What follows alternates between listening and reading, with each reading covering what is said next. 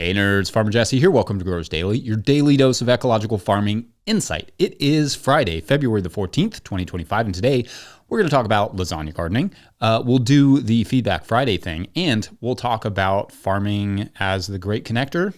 Maybe so, or maybe not. Got to leave some suspense in there. So let's do it.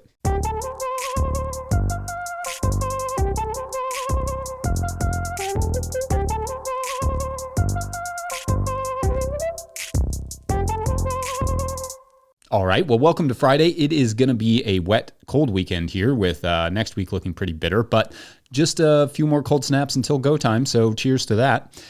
It's Feedback Friday, which means we are going to take a look back at this week's topics and see what you all were saying on Monday. That was when we discussed the farmer grants and contracts being frozen. That episode got over 10 times the number of comments these videos normally do, but shout out to the few of you who commented about some of the other topics, like the farming and gambling comparison or the foliar spray breakdown. I liked this simple one from @CatsFunkFabulousFinds, 97045, great name, who asked, quote, "Do you use compost tea?" End quote. It's a great question, and I don't use them as much as I used to. I don't necessarily have a problem with compost teas, especially if you know what you're doing when making them, but I have found that the microbial solution that I like the most is the Jadam microorganism solution, or JMS solution, which I guess I don't have to say solution and JMS, right? It's a little redundant, but anyway, I've talked about that one before. I apply that to the roots of plants before they go out into the soil or into the furrow when I'm planting potatoes, for instance, but that's become kind of quickly my favorite soil inoculant. I'll talk more about compost teas though soon. It's a fun topic. As for the government funding stuff, we talked about how farmers of all scales, as well as farm organizations and farm researchers and farmers markets, were being impacted by the Trump administration's freeze on funding for existing contracts. Obviously, there were a lot of thoughts on this, and honestly, given the sensitivity of the particular subject matter, the comments were largely pretty reasonable. So good on you all. I don't have a lot to add there to what I said. It's just not really okay to delay and cancel existing contracts, government contracts or otherwise. We got a new ag secretary confirmed yesterday, though, so hopefully resolutions will come swiftly. Reading through the comments, though, I did have somewhat of an epiphany, I guess you could say, that people think grants are really easy to get. I kept seeing this phrase handout or free money, and just so it's clear, these funds are definitely not just handed out to people. For farmers and researchers, grants and government programs are generally a lot of work to apply for, work to fulfill, and then work to keep track of, in terms of the spending. I generally equate it to getting another job or taking on some contracted labor on your own farm.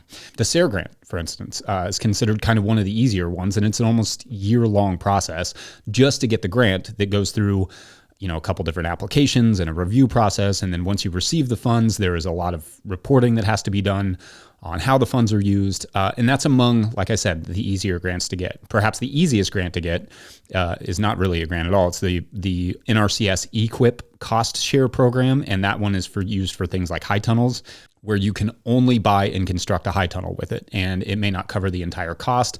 It often still takes like 6 months or a year or multiple years, depending on when the funds are released versus when you sign up.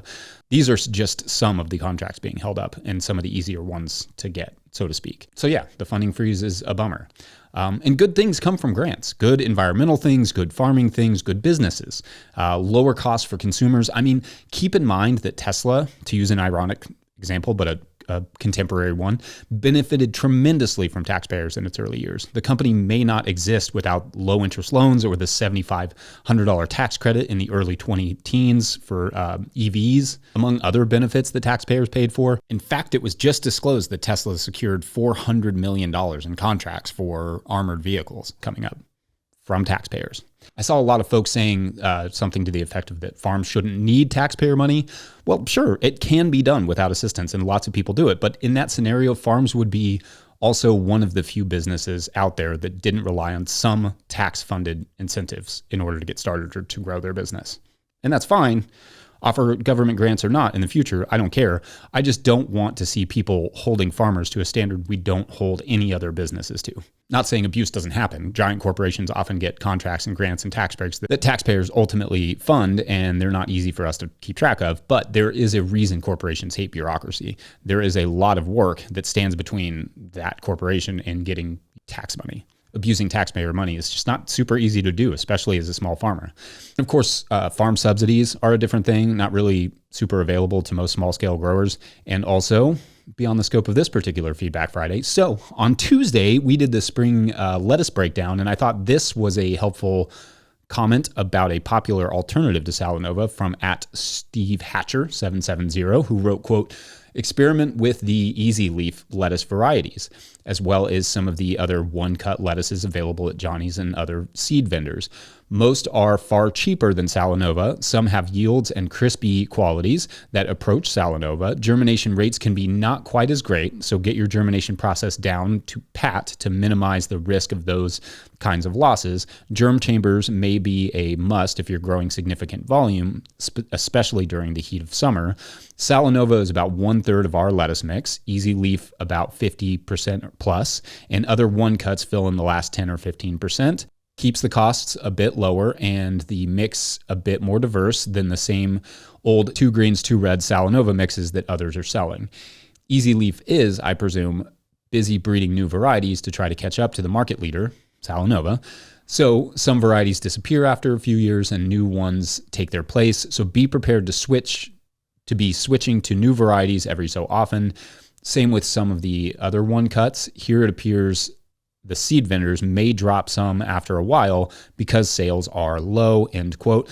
Yeah, nothing to add there, really. I like the idea of things like the easy leaf varieties from places like High Mowing, because you should try as a grower to not get too attached to any one variety. Varieties change over time. They disappear. Diversity, diversity, diversity. It's always a good idea. Great comments all over that one. On Wednesday, we discussed what I am both good and bad at when it comes to farming. And this was a great question from @Bent5732, who wrote, quote, anyone here know a good guide to make a market garden business plan? Honestly, just an example of a good one would be rad, end quote. Great question. And I know I've already brought this book up like 100 times in the past, and 100 more times in the future if you're time traveling. But Richard Wiswall's book, The Organic Farmer's Business Handbook, is a great place to start, and I will link it in the show notes. He does a whole chapter on writing a business plan that is super helpful for like farms, market gardens, organic farming, whatever. Then find a couple other business books at the library or wherever for additional insight and advice on writing a good business plan. And they don't have to be farm specific, but there are other good farm business books out there. At some point, maybe I should do a whole show about those because there's lots of good ones. Also, liked this from @SomaRob, quote, a failure to plan is a plan for failure. Don't know who said this, but doing stuff on the fly is freedom and fun, but not a formula for success. I get 100% the strong plan and love it, but also the deviation is a constant pull. Sometimes we choose the career that can teach us the things we most need to grow. End quote. Yeah, that's great. Thanks, Rob. Yesterday, we talked about raising kids on the farm, and I thought this was poignant from @TheBurnhams, 2925, who wrote, quote, our farm raised kids left for quote unquote greener pastures, and neither has returned to the farming life. Still waiting though, 35 and 40 years respectively, end quote. Thanks. And yeah, that's a bummer. That's another challenge with farm kids is that they see how much easier it is to make money in other places and decide that they should just leave for economic reasons. A lot of older farming communities are hemorrhaging their youth. I've talked about the rural currency, the rural reciprocity, and I think a lot of that energy from older folks to help new and younger ones also comes from the fact that it's good to have a little youth around and they want to see you succeed. Not all of them care, but many of the older folks in the country remember when those rural communities were a happening place. Anyway, great stuff this week, you all. As always, I really appreciate the time you take to thoughtfully respond, and I'm going to talk a little bit more about that in the third segment, so don't yell at me yet. But I really appreciate what you all put in there, and I do read it. Up next, we move some compost and do some lasagna beds. BRB. Today's episode of Growers Daily is brought to you by GrowSmart. Curious if your soil will be ready for planting this spring? GrowSmart can help you find out with their at-home soil tests. They'll ship it right to your door. Just send it back with your prepaid shipping and you'll have your lab results in just 2 business days. Their reports are simple with tailored seasonal recommendations for fertilizers and amendments. Order now at growsmart.com and use the code DAILY for 10% off. That's DAILY. Begin your soil prep now for a great spring with GrowSmart. All right, back to the show. If you, the listener, are enjoying this content, getting even a small amount of value from it, consider supporting our work over at patreon.com/no-till-growers. I will try to get to questions from everywhere that questions come in, but I will always get to your Patreon questions. Now, today's Patreon question comes from Patreon member Songhaven Farm, who writes, quote, "Hi, Jesse. I just listened to the show talking about the Landsea compost spreader. Getting compost to our beds is definitely one of our largest tasks. Since we are trying to revitalize some 12 years of intensive tilling that has led to massive amounts of Canadian thistle and bindweed, we are delivering about 20 tons of material every spring by wheelbarrow to our half-acre market garden. It makes me wonder about doing more composting in place, i.e. lasagna beds in the fall, where we can deliver material to our beds more easily via trailer. What are your thoughts on this? Thank you, Michelle." End quote. All right, awesome question, Michelle. So the easy, or at least the quick answer to this question is absolutely. Do all the quote-unquote waste work, the muda, as they call it in lean farming, like moving compost. Do all that stuff in the winter and the fall where you can. There are several benefits to this. One, it's good winter exercise to keep you in shape. Two, it allows for things to break down and get ready for spring planting. And three, if you're used to doing this work in the spring, as it sounds like you are, doing this stuff in the fall and winter, especially with the help of a trailer, is a great way to spread the workload over the season so you're not resting all winter and then going straight into a dead sprint in the spring. Now, the phrase lasagna gardening caught my eye because that can mean a lot of different things, but I think is an important part of your question because of the timeline you laid out. So for those of you who don't know, lasagna gardening is where you are stacking compost or potentially manure and carbonaceous materials like hay in layers like lasagna, which, fun fact, is only delicious so long as you let some of the pasta on the top get crispy. That's just science. Probably.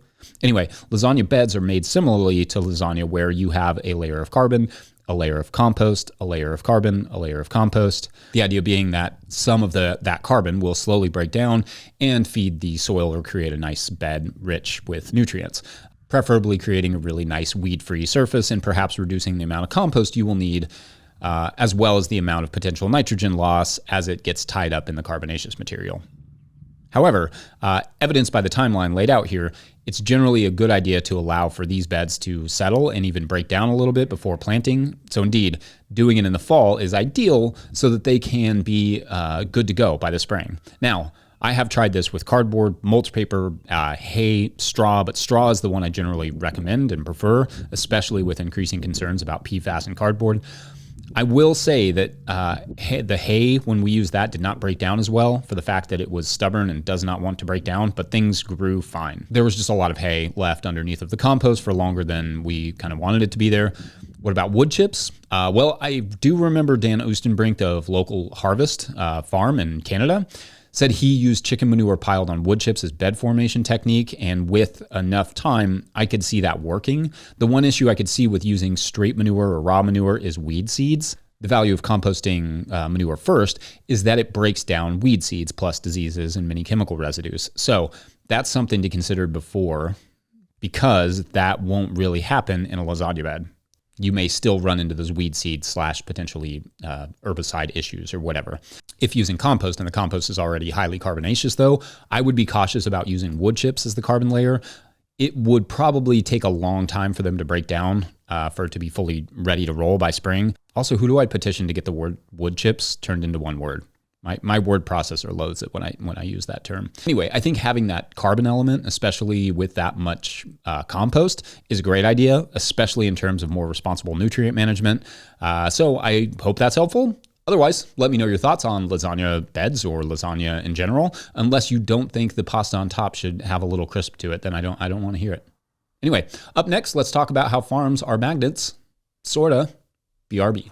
Today's episode of Growers Daily is brought to you by Farmhand. I don't know about you, but I got into farming to be in the field growing food for my community, not creating elaborate pack lists, not writing newsletters or responding to emails, not designing and maintaining web stores, and etc. And I especially don't enjoy doing those things after an already full and fulfilling day of growing food. Actually, if I spent less time on my phone and behind the computer, that would be great. If only there were a solution for that. Enter Farmhand. Farmhand is the only all-in-one virtual assistant built by and for farmers. With one single platform, Farmhand enables you to offload your administrative tasks, send and manage communications, and sell more to your customers. Farmhand saves growers an average of 6 hours of administrative load each week. That's 6 hours so you can get back into the field, spend more time with friends or family, or have a life outside of the farm, which is actually a thing. Think about it. What would you do with an extra 6 hours a week? Sign up for a free trial with the link in the show notes, because now is the best time to dial in those systems for the next growing season. Follow the Farmhand link in the show notes to learn more. All right, back to the show. So after Monday's show, a couple people did that thing where they commented that they were unfollowing the show because they follow my work to learn about farming, not hear about politics. Obviously, the vast majority of you, I would argue almost all of you, recognize that I did not go very far out of my lane on this topic. Small farmers trying to do ecological things and grow organic food, having the government freeze established contracts that help them to do those things is not a big stretch of a topic, even if we don't all agree on it. I mean, no topic we discuss here, is from growing peppers to raising kids, is something that everyone is going to agree on. And honestly, I thought that the government contracts was a topic that sparked great conversations and comments from all sides. As I always say, I have the smartest comment section on YouTube, and I learned from people I didn't necessarily agree with, which is great. I love that, even if it feels uncomfortable or disruptive. What I find so interesting, if not just elegant, about that is that there are just so few spaces where that happens anymore, where people from all sides of the political spectrum convene and debate. Each side has its corner and rarely do the two cross. But one thing I learned early on about farming is that it captures the interest of a wide swath of people, from conservative to libertarian to progressive and liberal and everything in between. No two people find their way to farming for the same reasons. There is something for everyone in this business. And for that reason, shows like this, shows about chemical-free agriculture, ecology, but really just soccer, offer a space where ideas can be shared or seen. Ideas that may make us uncomfortable or challenge what we believe, and I'm talking as much about myself as about you all, but a place where opposing viewpoints can mingle, sometimes even cross-pollinate. All that to say, I love that there are nerds on all sides of the aisles here, and I'm glad that farming kind of brings us all together, even if it's messy, even if it's ridiculous sometimes. I think it's a good thing. I think it's fun. I think it's difficult in a rewarding way.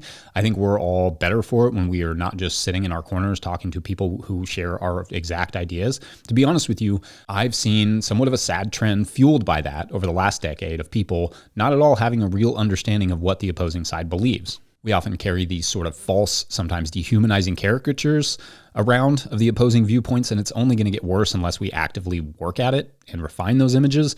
And why not through farms and farming conversations? Now, I will continue to stay in my lane, but when politics swerve in, I'm going to have to honk at them. Like maybe with one of those horns that, like the specialty car horns that do like play like La Cucaracha. I kind of always wanted one of those. And anyway, when I do, I hope you will feel encouraged to debate, respectfully, of course, but also open to, or rather interested in, learning something.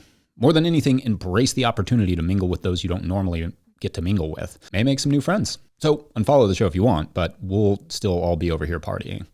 All right, that is a wrap for this week. Don't forget to catch Brighton versus Chelsea today. I know some of you already have that on the calendar, no doubt. So anyway, there's plenty of college basketball this weekend. Go Cats. Before we go, I want to give one last shout out to the folks at Rimmel Greenhouses for making this possible. Whether you're growing tomatoes for market, flowers in the spring, or vegetables for your family, growing in a high tunnel protected from weather provides the right environment for a harvest you can count on. Rimmel Greenhouses are strong, durable, and easy to assemble. Remember, I did it. So I think anybody can do it, offering the quality you need to grow productively year-round. The team of experts at Rimmel Greenhouse Systems will be your trusted partners to ensure you get exceptional value from your greenhouse or high tunnel investment. Visit Rimmel.com today to get growing. Big thanks to all of our show sponsors. Huge shouts to Willie Breeding for the theme music and the team at No-Till Growers for their support. Also shouts to Epidemic Sound for the background music. See what I did there? Pick up a copy of the Living Soil Handbook or the Seed Farmer over at No-Till Growers to support our work. Big thank you to everyone over at patreon.com/No-Till Growers, where at a certain level, or if you just bump up from one level to another, or you sign up in the month of February, you get a shout on this show. So big shout outs today to Lisa Crabtree, which I'm not 100% sure is my mother-in-law, but There's probably other Lisa Crabtrees in the world, but let's just assume that is my mother-in-law. So shouts to Lisa. Also, our weeklies. Let's see what we got here.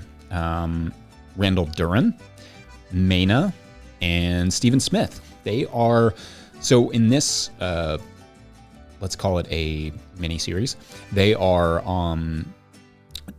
taking a tour of the Mississippi from all the way up north, all the way down to the Gulf. And what they're doing is that they have like a miniature tugboat, super cute. I would totally take one. It's like a mini tugboat. So anyway, Lisa is the tour guide, and she's taking them down the river. And at some point, somewhere like in southern Illinois, kind of mid-southern Illinois, they see in the distance behind them a pirate ship, like legit total pirate ship, pirate flags, all the, the skull, crossbones, all those things. And they start to worry because it's like bearing down on them. And anyway, this series follows like the harrowing adventures and Lisa's heroism, no doubt, in keeping them safe. And it's a good story. And also pirates on the Mississippi, who knew? Anyway, have a great weekend, you all. We will see you on Monday. Thanks for watching and/or listening. Bye.